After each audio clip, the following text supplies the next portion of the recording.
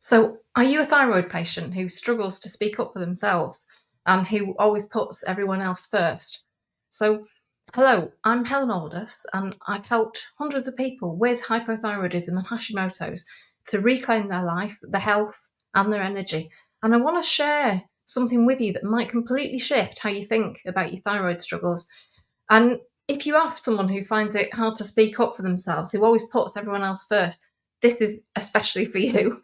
So, by the end of this video, you'll understand the hidden connection between your voice and your thyroid, and you have a simple action step that you can take today to start just feeling better. So, think about this. How often do you actually say what you're really thinking? How often do you say yes when you actually mean no? And how often do you swallow your words to keep the peace? And if you're nodding right now, definitely keep watching, because here's something fascinating. Your thyroid, it sits right in your throat here. It's the same area that energy workers call the throat chakra. And the throat chakra is all about communication and speaking your truth.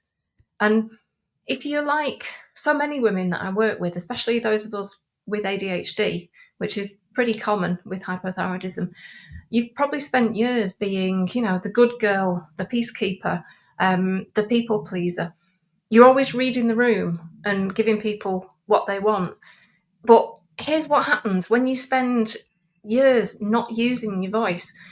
We can develop this like a deep well of unexpressed anger, and it gets pushed down every single time we minimize our needs, every time that we tell ourselves that our feelings don't matter, and it can cause resentment. And I think here's the really profound part. Autoimmune conditions like Hashimoto's, they're literally your body turning against itself. Your immune system is attacking your own bodily tissue. And doesn't that sound kind of eerily similar to what happens when we spend years attacking our own needs, our own voice, and our own truth?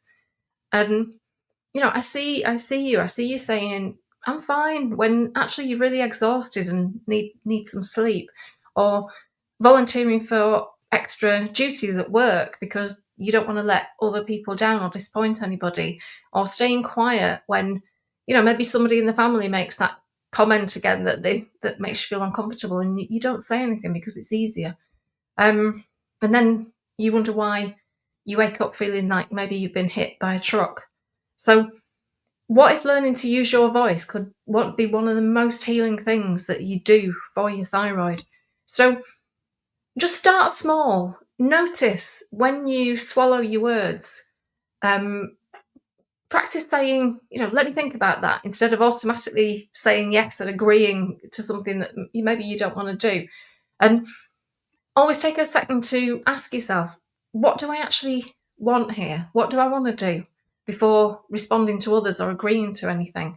So I think it's important that the journey of healing your thyroid and feeling better, it isn't just about supplements or, getting your meds optimized or diet. It's also about healing the relationship that you have with yourself.